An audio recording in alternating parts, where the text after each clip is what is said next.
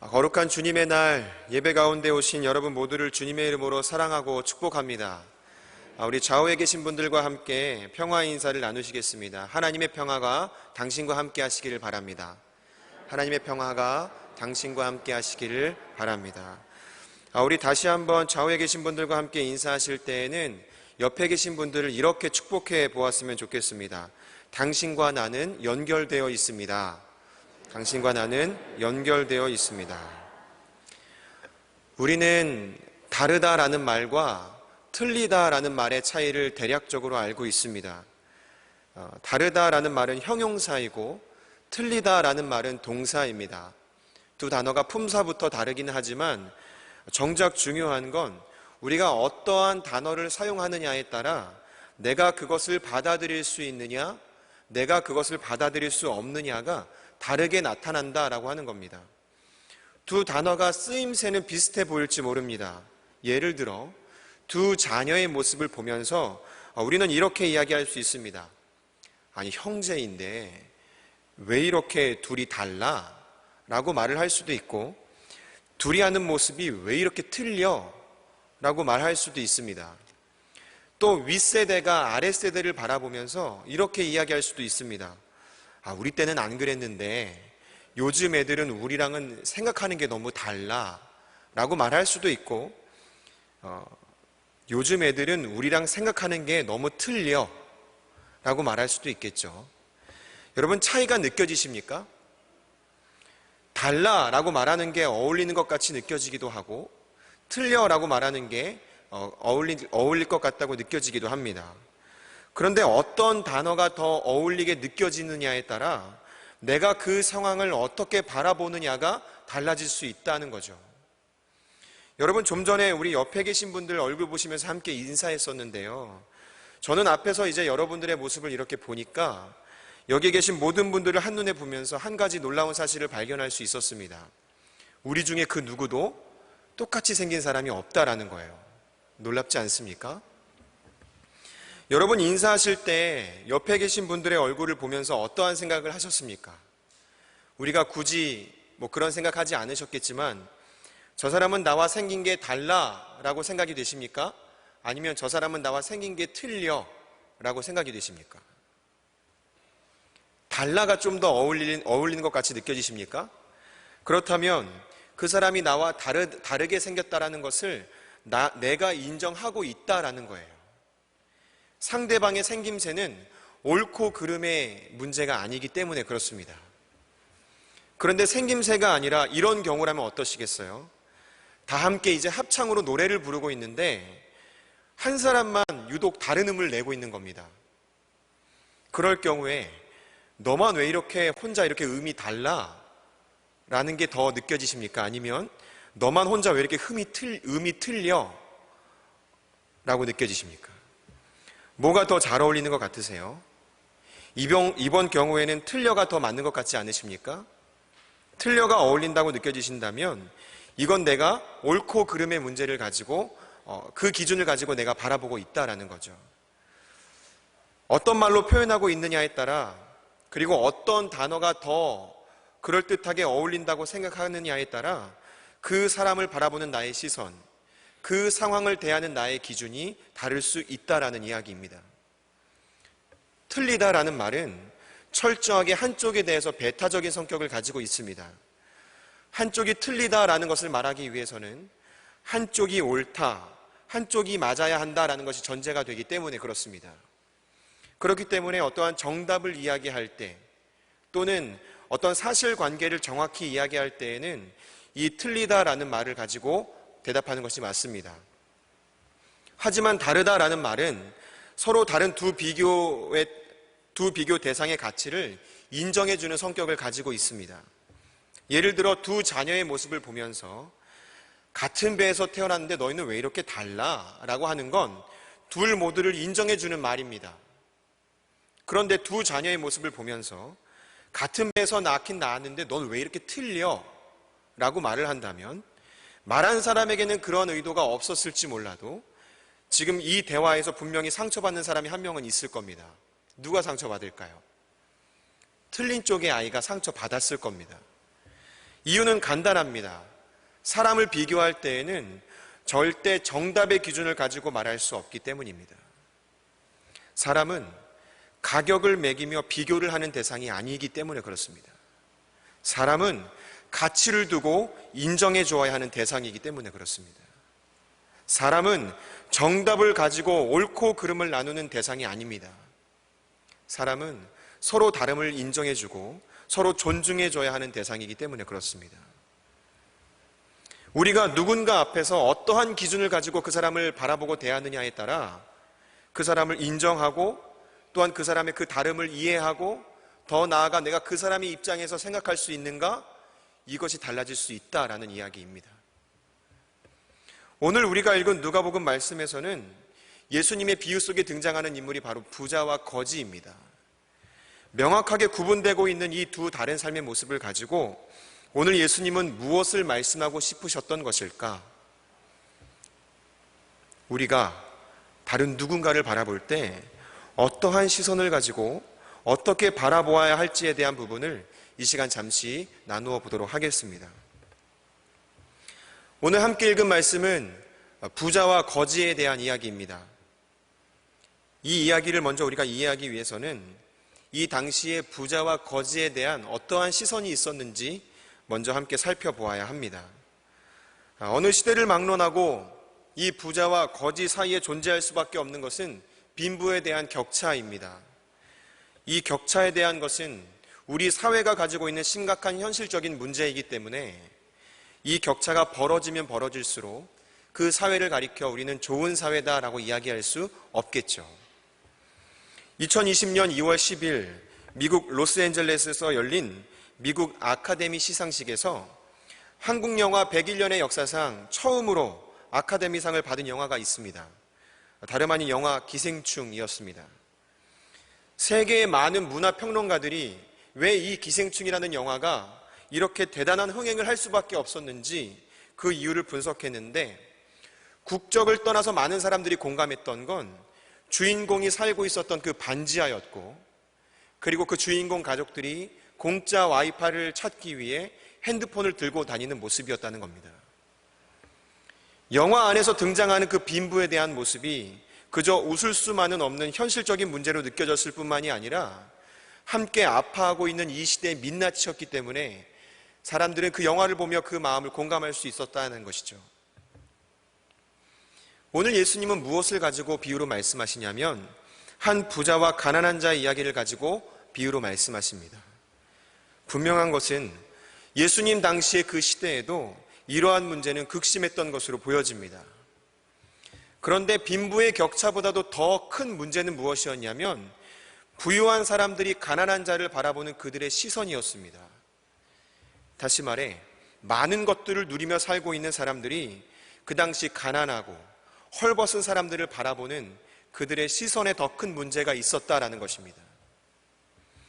오늘의 이야기로 함께 들어가 보겠습니다. 한 부자가 있었습니다. 그 부자의 이름에 대해서는 나오지 않지만 그가 어느 정도 부자였는지에 대해서는 오늘 19절에 이렇게 설명합니다. 한 부자가 있어 자색 옷과 고운 베옷을 입고 날마다 호화롭게 즐기더라. 여러분, 당시에 자색 원단이라고 하는 것은 쉽게 구할 수 있는 원단이 아니었습니다. 가장 비싸고 가장 귀한 원단이었기 때문에 이 자색 옷은 왕족 정도 되는 사람들이 입을 수 있는, 소위 그 시대의 1% 정도, 상위 1% 정도 되는 사람들이 입을 수 있는 가장 귀한 옷이었다는 것이죠. 그러니까 오늘 이야기 속에 등장하는 부자는 그냥 어느 정도 웬만큼 부자가 아니라 정말 큰 대단한 부자였다라는 사실을 먼저 우리가 생각해 볼 수 있습니다. 그리고 부자에 이어 등장하는 인물은 나사로라고 하는 가난한 자의 모습이었습니다. 20절에서 그를 이렇게 설명합니다. 그런데 나사로라 이름하는 한 거지가 헌데투성이로 그의 대문 앞에 버려진 채 그 부자의 상에서 떨어지는 것으로 배불리려 하매 심지어 개들이 와서 그 헌데를 핥더라. 거지 나사로에 대해서 이렇게 설명을 합니다. 헌데투성이로 그의 대문 앞에 버려졌다. 짧은 대목이지만 지금 그가 어떠한 상황이었을지 우리는 대략적으로 짐작해 볼 수 있습니다. 그의 대문이라고 나와 있는 그 대문은 앞서 설명했던 그 부자의 집 대문을 이야기합니다. 그리고 버려졌다라는 표현 속에서 우리가 알 수 있는 건 나사로가 지금 부자에게 무언가를 구했던 것 같아요. 아니, 엄밀히 말하면 구걸했다라는 표현이 맞을지 모릅니다.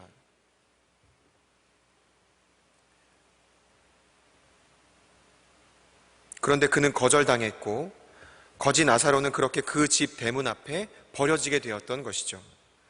어떤 학자들은 개들이 와서 그 헌대를 핥았는데도 불구하고 그냥 그 자리에 가만히 쓰러져 있었다고 한다면 이 사람은 최소 중증 장애를 가지고 있는 사람이었거나 아니면 움직일 힘이 전혀 남아있지 않은 아주 연약한 사람이었을 것이다 라고 추측을 합니다. 개도 불쌍하게 여길 만한 사람, 아주 비참한 인생, 그 사람이 오늘 거지 나사로였습니다.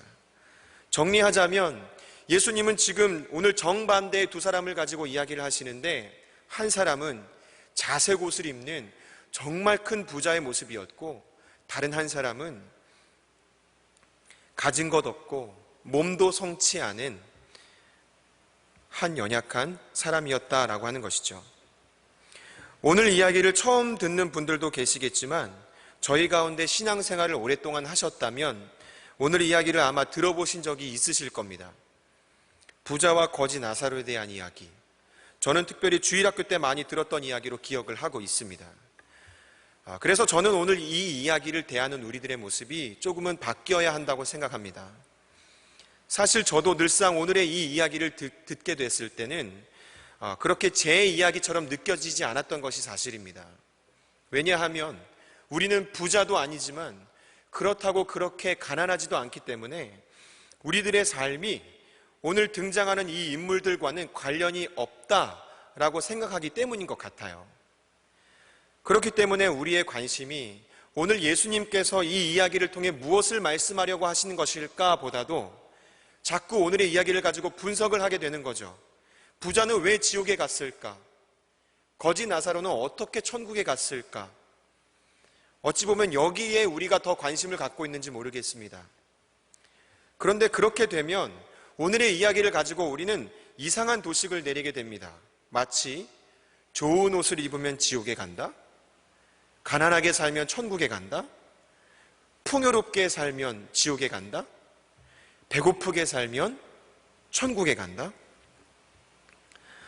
어느 교회에서 있었던 일이라고 합니다.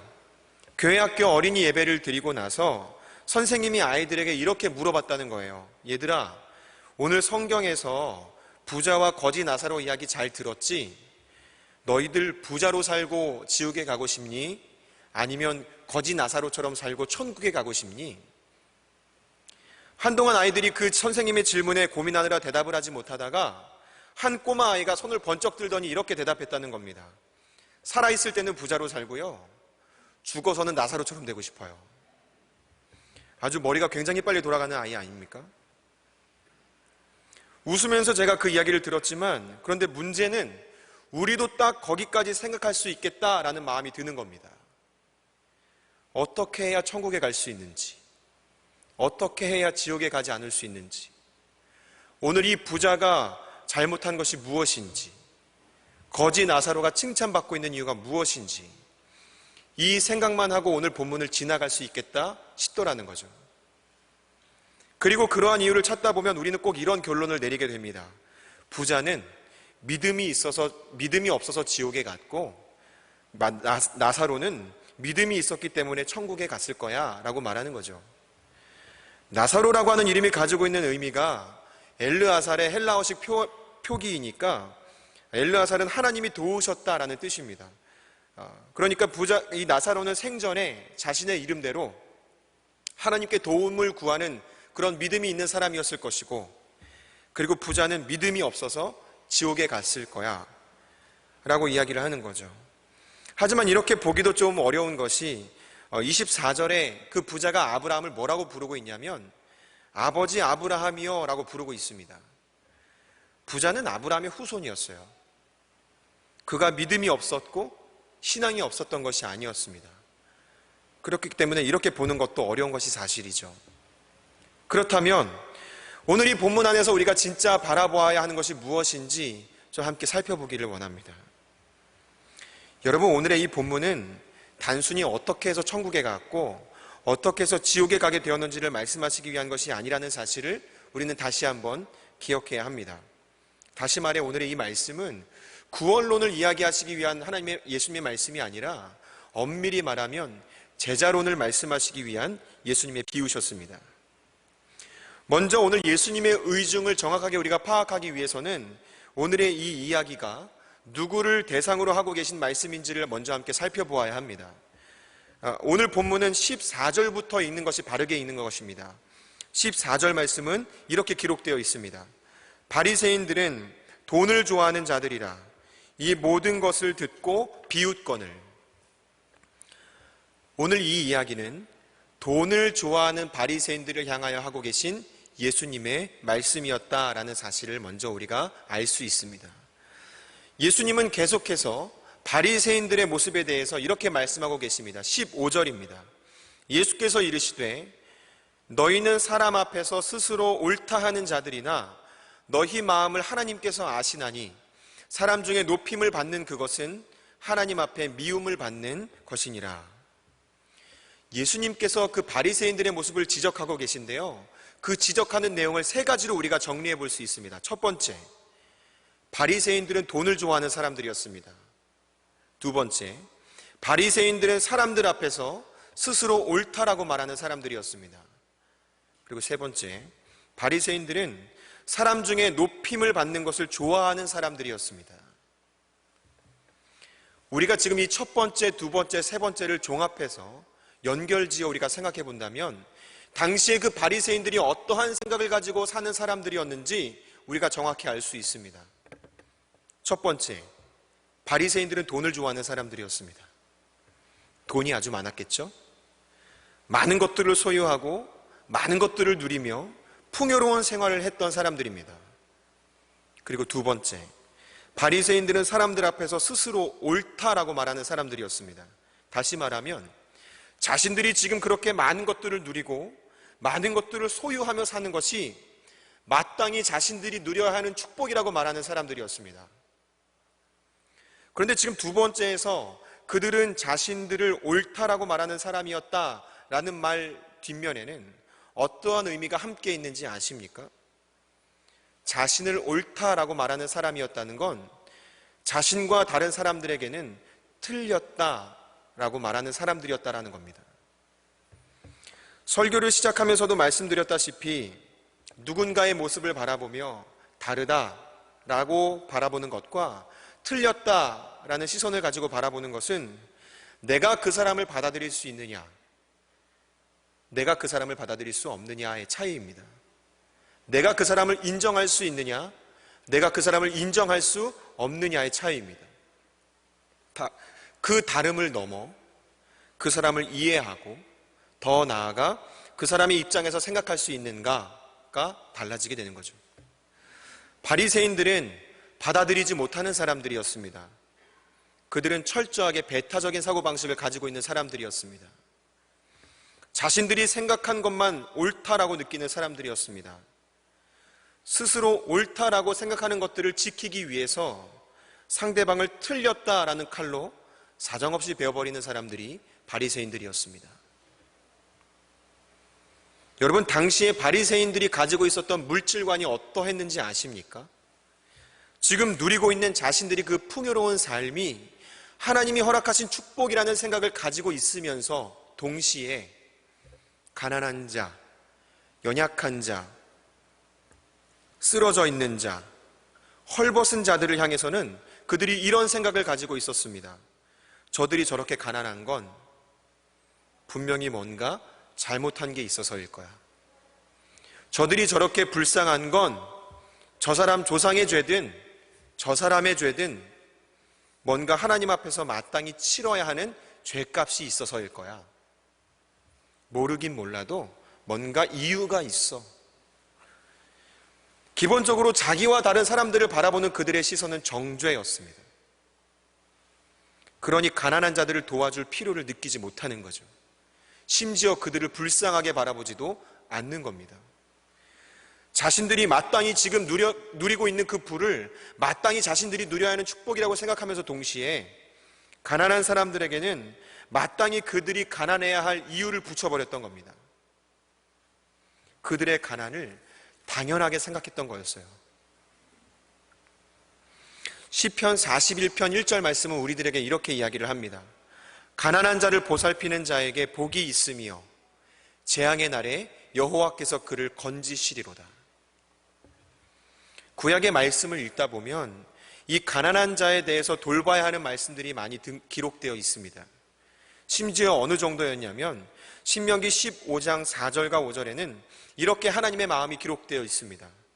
네가 만일 네 하나님 여호와의 말씀만 듣고 내가 오늘 내게 내리는 그 명령을 다 지켜 행하면 내 하나님 여호와께서 내게 기업으로 주신 땅에서 네가 반드시 복을 받으리니 너희 중에 가난한 자가 없으리라. 어쩌면 이 세상을 바라보신 하나님의 마음이 가난한 자가 없기를 바라는 것이 하나님의 마음이셨는지 모릅니다. 분명한 것은 하나님의 마음은 가난한 자, 헐벗고 굶주린 자, 병들어 신음하는 자, 이런 연약한 인생들과 함께하기를 원하셨던 것이었습니다. 그리고 그 하나님의 마음을 아는 누군가가 그 일을 감당해 주기를 원하고 계셨죠. 그런데 오늘 바리새인들의 모습은 완전 정반대였습니다. 자신들의 부를 지키기 위해서, 자신들의 스스로 옳다라고 하는 생각을 지키기 위해서 율법조차 자기들 마음대로 해석할 뿐만 아니라 정작 가난하고 연약한 사람들을 바라보며 조금도 불쌍하게 여기지 않는 모습이 당시에 율법을 지키며 산다라고 말하는 그 바리새인들의 모습이었다는 거죠. 오늘 누가복음에 예수님의 비유 가운데 등장하는 그 부자의 모습이 마치 그 바리새인들의 모습과 같이 느껴지는 이유가 거기에 있습니다. 예수님은 바리새인들을 향해서 지금 그렇게 말씀하고 계신 것이에요. 너희의 모습이 꼭 이와 같다고. 오늘 이 부자의 모습과 너희의 모습이 다르지 않다고. 아무 책임감도 느끼지 못하며 살고 있는 너희에게 책임이 있다고. 너희에게 주신 그 물질, 너희가 축복이라고 생각하며 누리고 있는 그 모든 것들이 너희만 혼자 배불리며 살라고 주신 것이 아니라 저 가난한 자, 저 연약한 자, 누군가의 도움 없이 살아갈 수 없는 그 지금 너희 대문 앞에 쓰러져 있는 나사로와 같은 인생, 저들을 도와줘야 하는 사람들이 바로 너희라고. 예수님은 바리새인들에게 그 말씀을 하시기 위해서 오늘 부자와 거지 나사로의 이야기를 비유로 들어 설명하고 계셨던 겁니다. 그러니까 오늘 이야기에서 엄밀히 말하면 오늘 이야기의 주인공은 거지 나사로가 아니라 부자였던 거예요. 부자의 잘못된 모습을 깨닫게 하기 위한 예수님의 말씀이셨기 때문입니다. 여러분, 그런데 이것은 단순히 그들의 어떤 물질적인 것만을 이야기하시기 위한 것이 아니었습니다. 당시에 바리새인들이 가지고 있었던 그들의 영적인 상태, 가난한 자들을 왜곡해서 바라보는 그들의 잘못된 시선, 율법을 전혀 잘못 이해하고 있었던 그들의 모습, 이 모든 것들을 이야기하고 계셨던 겁니다. 그 이야기를 듣고 있었던 바리새인들은 어땠을까요? 굉장히 큰 충격을 받았겠죠.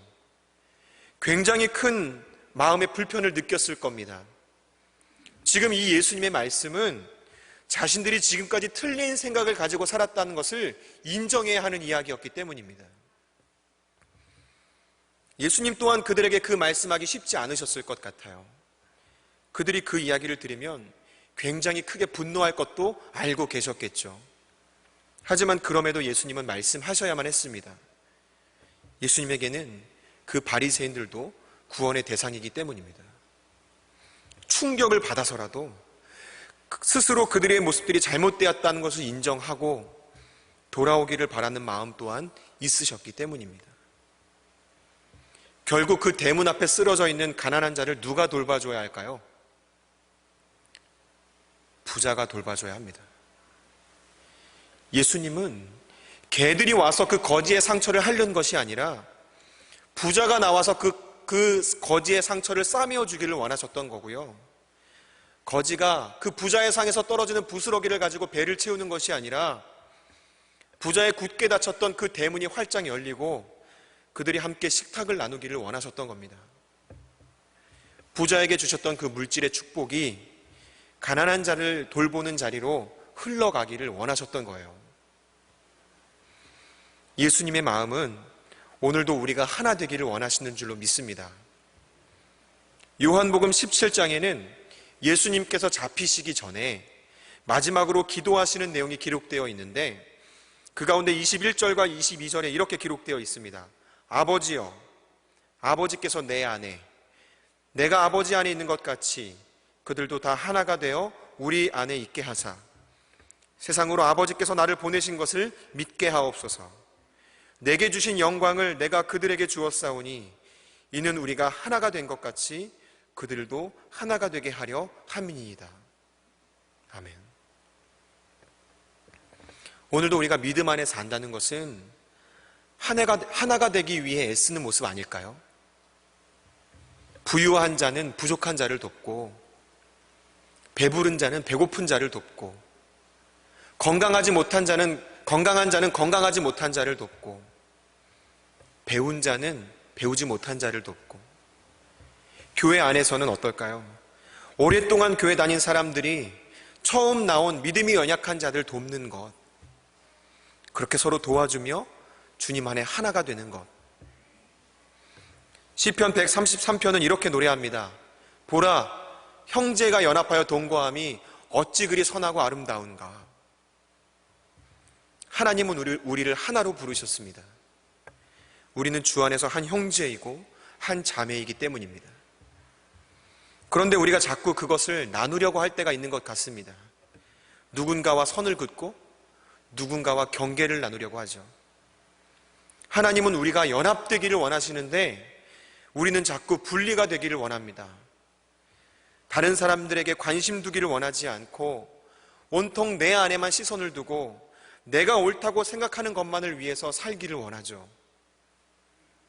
그럴수록 우리는 주위에 있는 연약한 사람들을 바라보지 못하게 됩니다.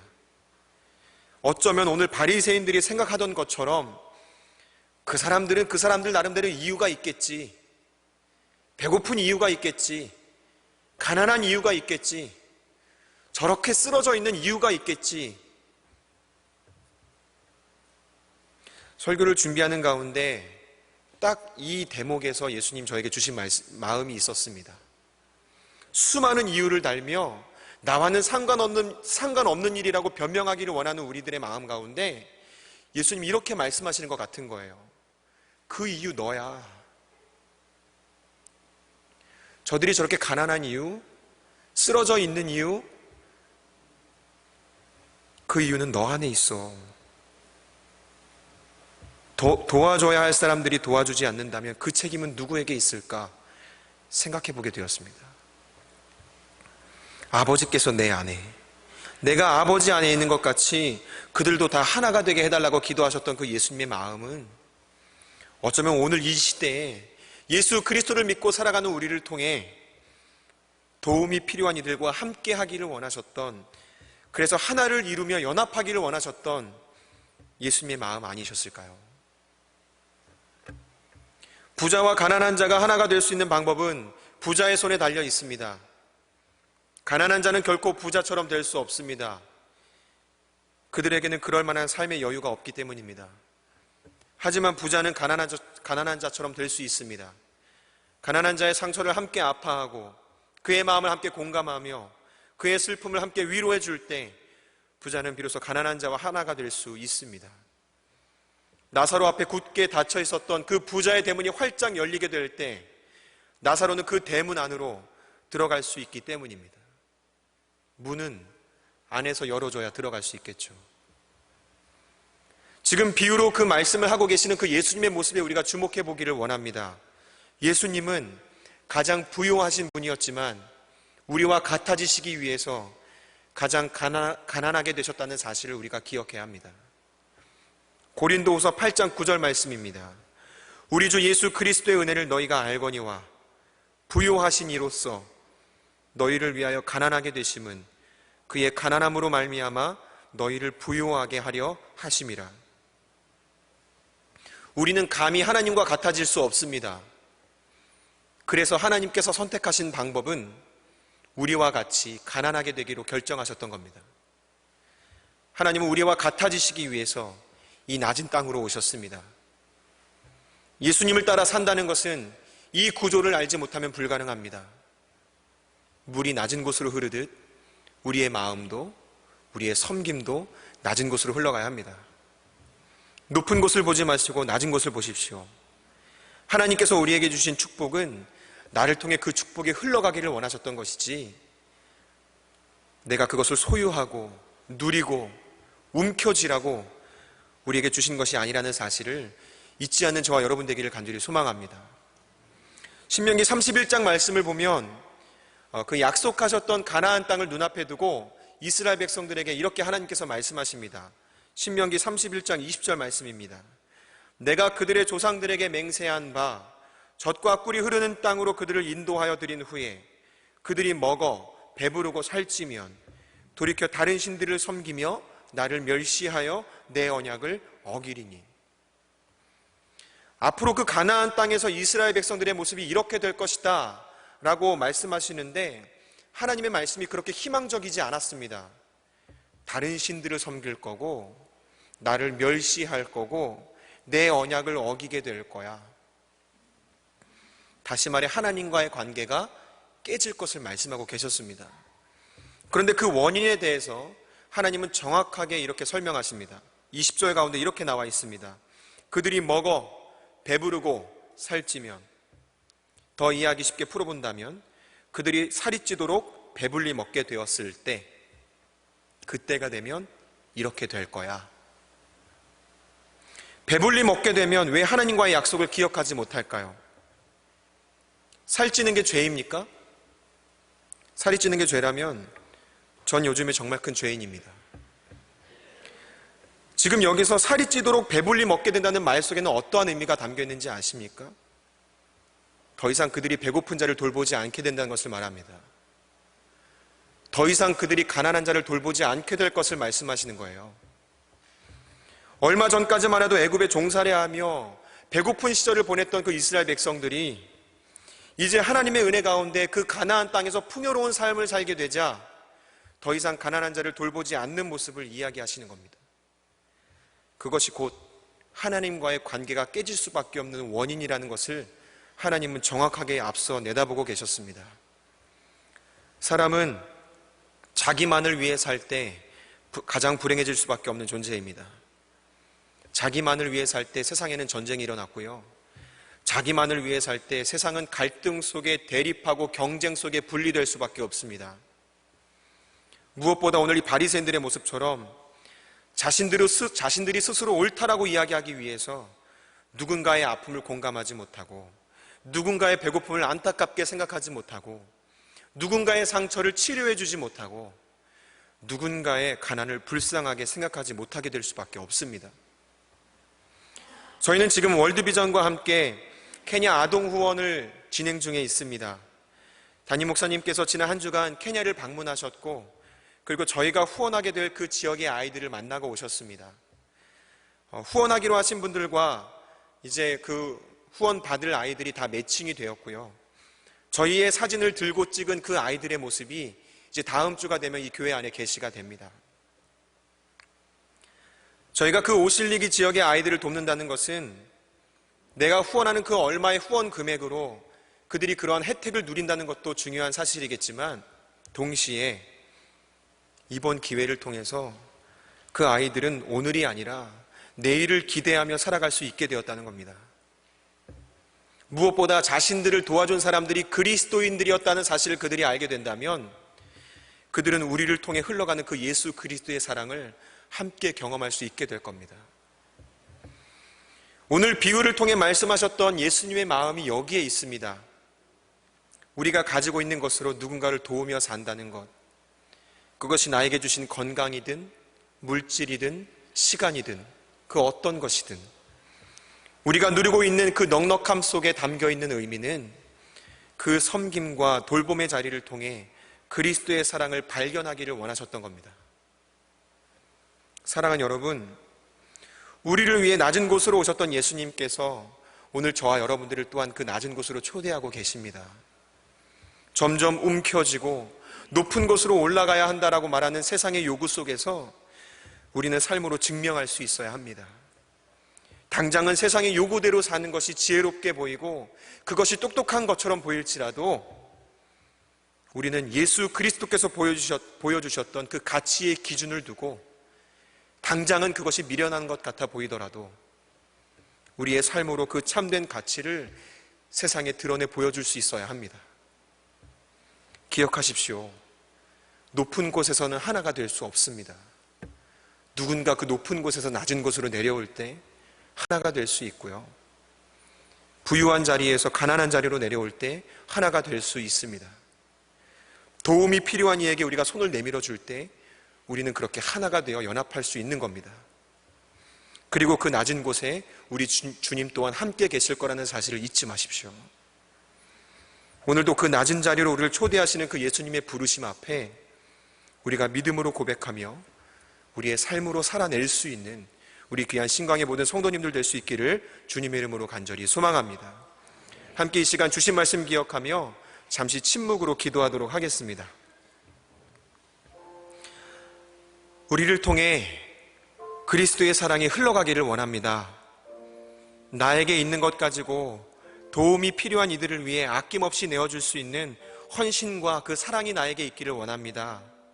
낮은 자리에서 함께 아파하고 함께 공감하며 함께 마음을 나눌 수 있는 그 선한 마음이 우리 안에 있기를 원합니다. 오늘도 우리를 통해 그 사랑이 흘러가기를 원하시는 하나님의 마음을 기억하시면서 이 시간 잠시 침묵으로 기도하도록 하겠습니다. 기도합니다. 사랑과 은혜가 충만하신 아버지 하나님, 우리가 그렇게 가난한 자를 돌보고 가난한 자를 섬기며 살아갈 수 있도록 오늘도 우리에게 베풀어 주신 하나님의 사랑을 기억할 수 있도록 인도하여 주옵소서. 누군가 도움이 필요한 이들에게 우리가 도움을 줄 수 있도록 우리 하나님 그 선한 마음을 허락하여 주시고 우리의 도움이 거기에 흘러갈 수 있도록 우리 기뻐할 수 있도록 인도하여 주옵소서. 내가 가지고 소유하는 것은 끝나는 것이 아니라 누구에게 도움을 줄 수 있는 자가 될 수 있도록 인도하여 주옵소서.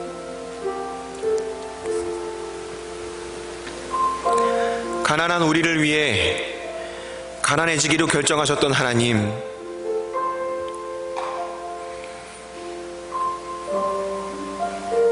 낮은 자리에 있는 우리를 위해 그 낮은 자리에 있는 우리를 만나주시기 위해 낮은 자의 모습으로 이 땅 가운데 오셨던 그 하나님의 은혜를 감사드립니다.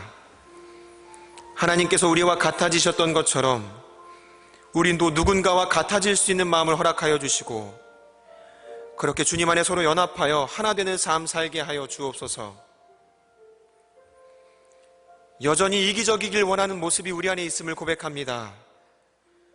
어려운 이 시대 분위기 속에서 그저 나만 아니면 된다라는 마음을 가지고 사는 것이 아니라 누군가 겪고 있을 고통을 함께 공감하며 누군가 슬퍼하고 있을 그 마음을 위로하게 하여 주옵소서.